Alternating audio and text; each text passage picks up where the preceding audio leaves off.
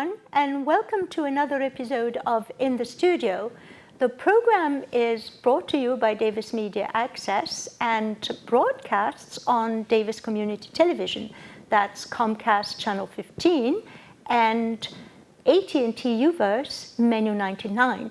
We're also online at dctv.davismedia.org and on YouTube as well. I'm Lin Weaver, and tonight I will be hosting a very interesting topic and very timely. I have here with me the founder of VoterPrep, voterprep.org. That's right. And VoterPrep is a web application that helps voters to reach informed decisions when they are voting. And doesn't that sound already very interesting? And of course, as I just mentioned, next month we'll be having some elections. So this is a good time to start talking about it. Exactly. So Bob, thank you so much for being here. Thank you for having me, Lynn. And why don't you tell us a bit more about this website? Okay. VoterPrep is basically an online candidate forum for elections. So in Davis, candidate forums have been held for many years, particularly by the League of Women Voters. And the League of Women Voters would choose a moderator. They would invite the candidates. The public would come, and then they would ask the candidates questions about important election issues. Yes. I'm familiar with that, and I think most of our viewers will be familiar. But so we do this online. It's wonderful. Yes. And that way, voters can, instead of having the questions and answers be sequential. So, for example, a normal candidate forum might last 2 hours, and you have to go there and get a parking space and so on. So instead of doing that, you can focus on the candidate that you're interested in, candidate or candidates. Issue, you might be interested in 2 or 3 out of the 5 or 6 issues discussed, and you can watch it at home on your laptop or your smartphone and be done in 10 minutes. So this is the first feature. It combines all this information, and the user can just navigate your website and find just the information they're useful. Exactly. Instead of having to go to the newspaper or listen to the radio or try to have it all in one glean place. through several sources. Exactly. They can have everything on one site. Sorry. And besides the issues, we also have information about the candidate from their website. Candidates usually list a biography, a statement of candidacy, why they think they would be a good in the office, and then usually their endorsements.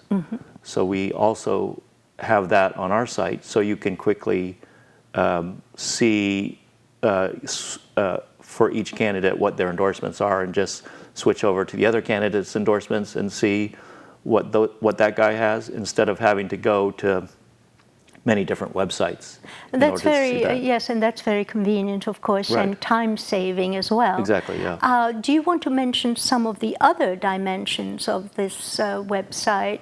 For example, user participation? Right. So users, as in a normal candidate forum, can suggest issues for the candidates to discuss. Yes. And they via questions. And the question goes to the moderator. Yes. And as in a candidate forum, the moderator reads the question, and instead of asking the candidate right away, they say, okay, I approve this issue, and then there's an email that gets sent to the candidate saying, hey, there's another issue for you to discuss. And besides that, those are sort of the basics. And we have the intent to use this in order to develop more advanced features. For example, helping a user come to a decision. When you vote, as with any decision, you have to weigh various pros and factors, yes. decision factors. Like one candidate might be might have a view that's compatible with yours on one issue, but not another. So so you have to kind of weigh, well, what's more important for the city of Davis? Is the water issue more important than the educational issue, for example? Yes.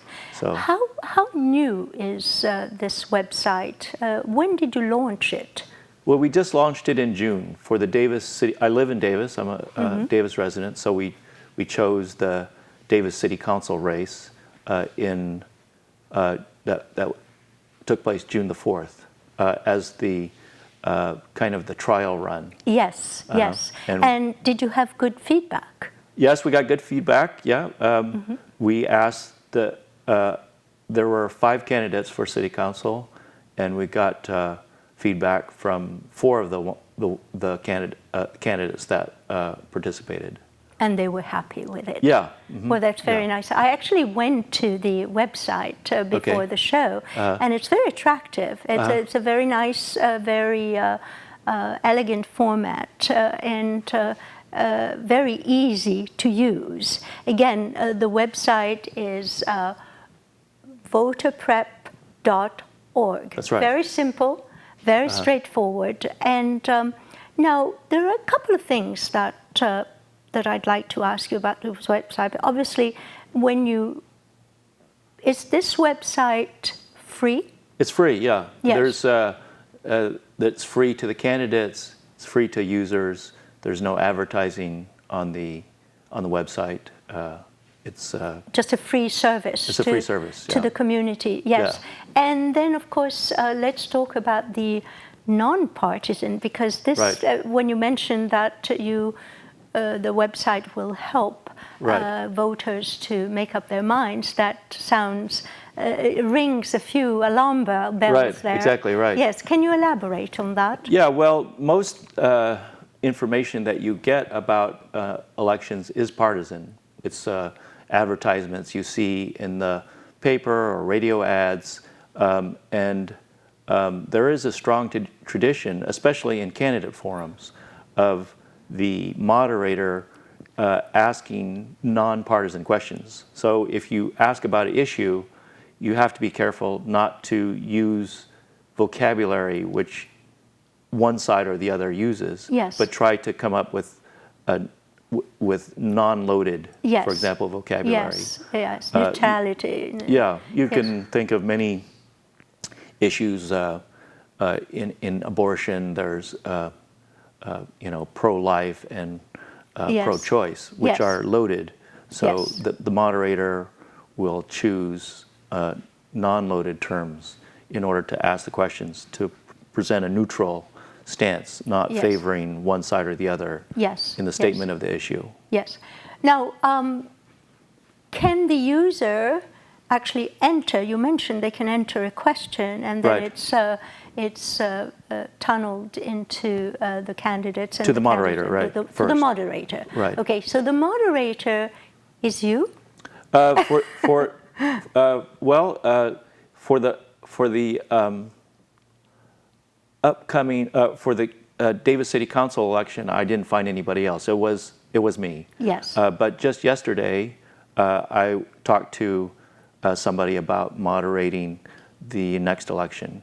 So we're preparing to support the Board of Education election in November. In November, yes. Yeah, and I think it's the 4th of November. November 4th, right. November 4th. And then, of course, there is the election, the national elections on the 2nd, yes?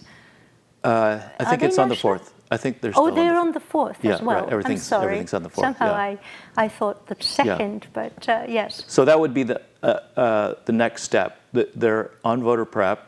There is an interface for moderators.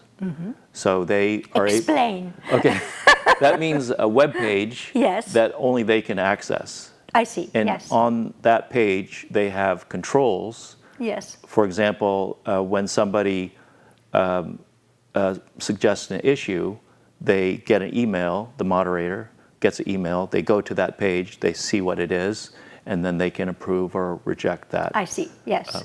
So that's how they monitor Right. the content. Yeah. So that's very candidates nice. have to sign up. Candidates have to sign up to voter prep, and then they have to request, say, hey, I'm a candidate for Yes. this election.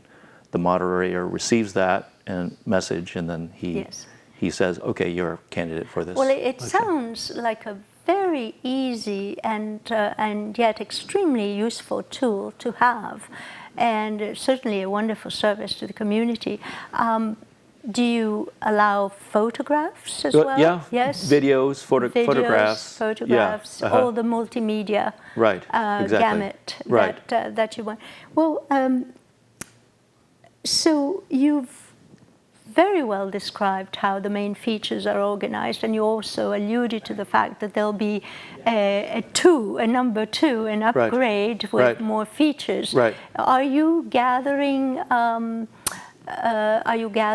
requirements at the moment? Are you thinking Yes. of what would be useful? Yeah. Are you asking perhaps the forum, the user forum, to come up with some ideas, or? We haven't formalized that yet. Yes. But we did, after the city council election was complete, we did a rehash of that amongst ourselves, discussed what went well and what didn't, and then we tried to develop features to handle that. Well, it sounds very, very interesting. Yeah. And you have a good. Now, who does most of the coding of this? Is it one of those forms, website forms? I don't want to. Yeah. You don't have to disclose your technical secrets. We have a development team overseas. So normally these days, when you develop a website, there are other websites that you can go to hire people. Yes. So we don't have any employees. Yes. We contract everything. We contract out the web design, the programming itself. Yes. We do the design, and I'm able to do some programming, so I can fix things. You can fix things. Add little things. Yeah. Yes. Well, we've talked quite a lot about the website. Let's talk a little bit about you as a person. All right. Tell us about you, Bob. All right, sure. I'm a longtime Davis resident. I've lived in Davis for 25 years. I have 3 children, and we homeschooled for most of the time, but my 2 daughters graduated from Davis High, and my wife works in town, so we're a Davis family. My son still lives in Davis. Are you a Californian?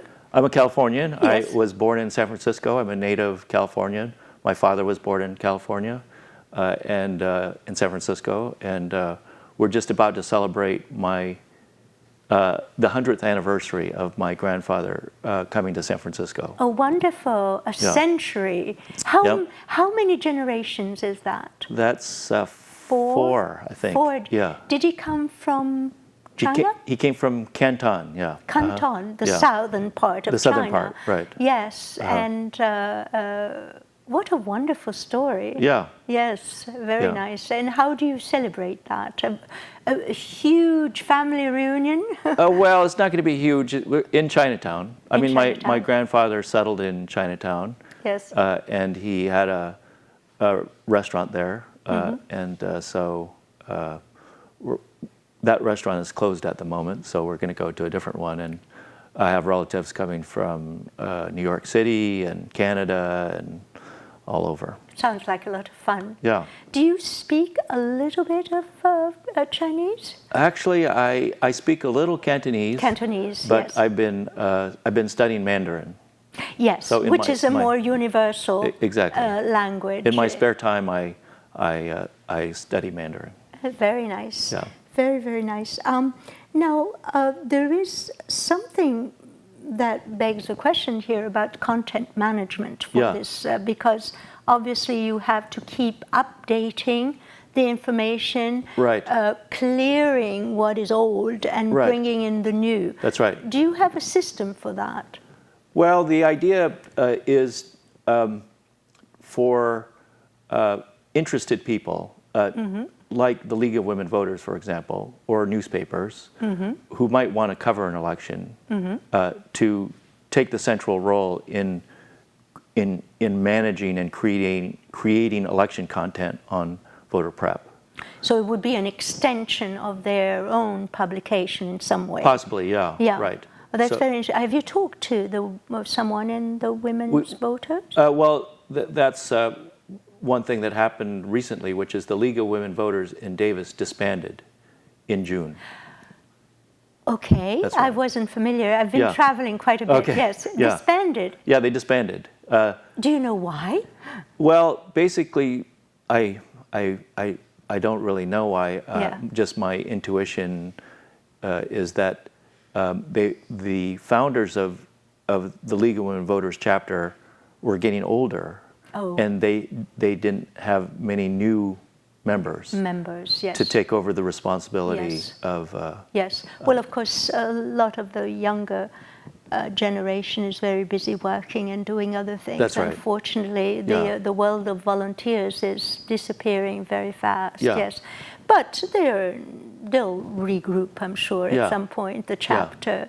So they would welcome something like that. Yeah, of well, there's a course. little bit of a void now in Davis that the League of Women Voters isn't around. And one thing that happened at the Davis City Council election is that there were, I believe, 5 separate candidate forums for the.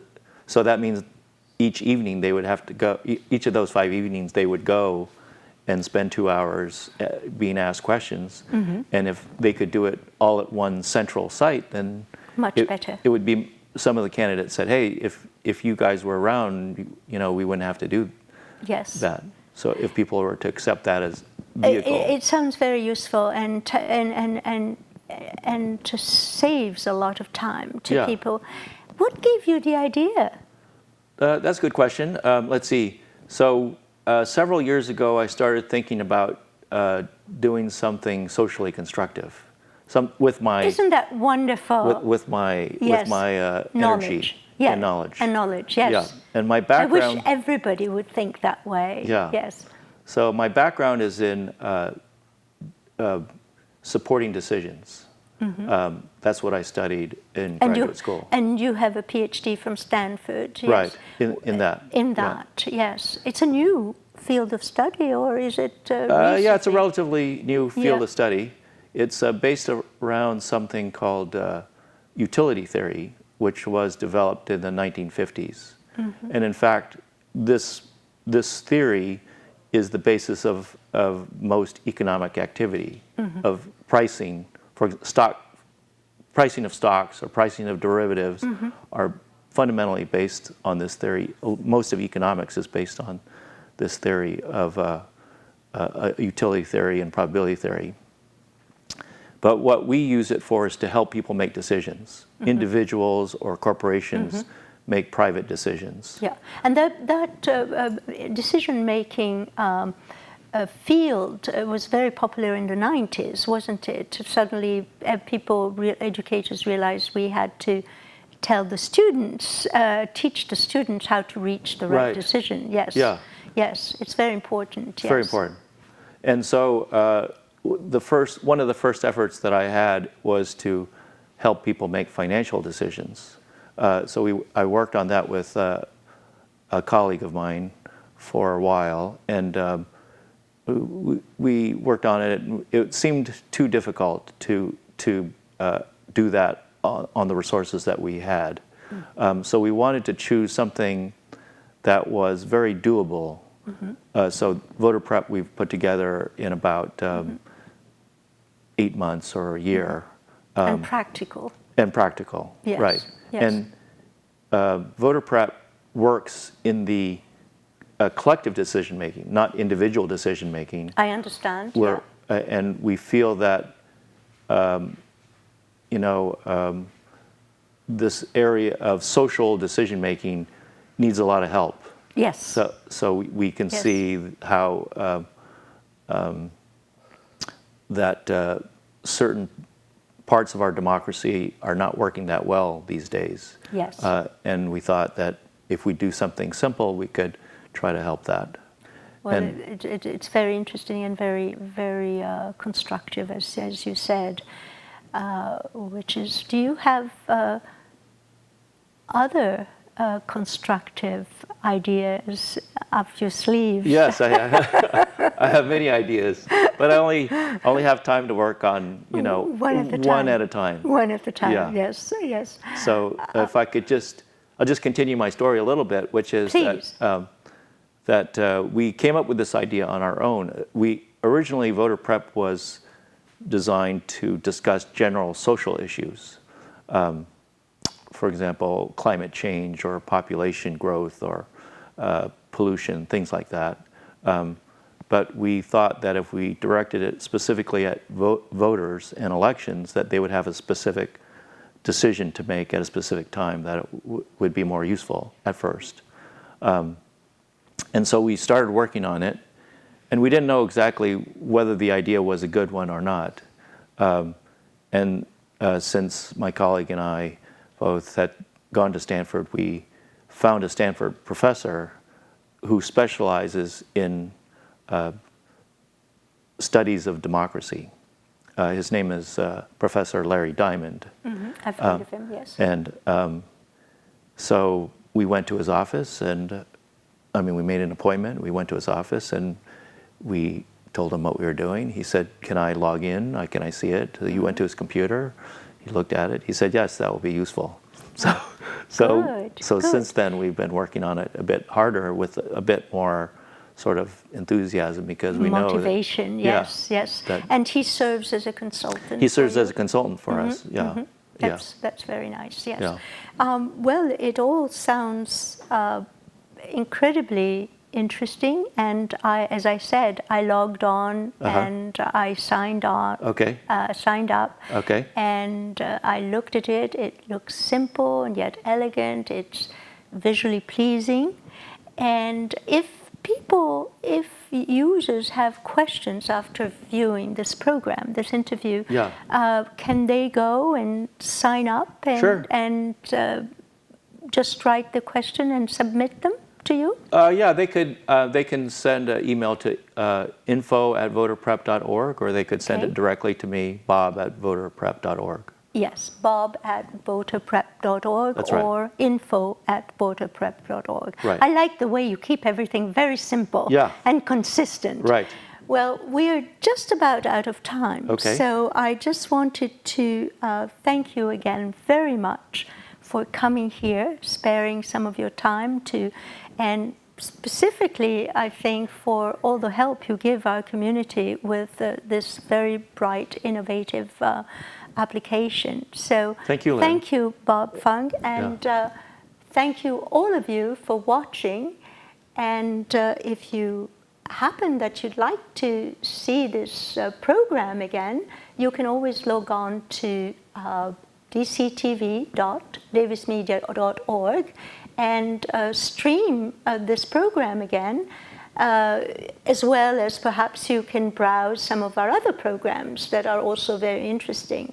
So thank you everyone for watching, and from all of us here at Davis Media Access, have a very good day and see you next time.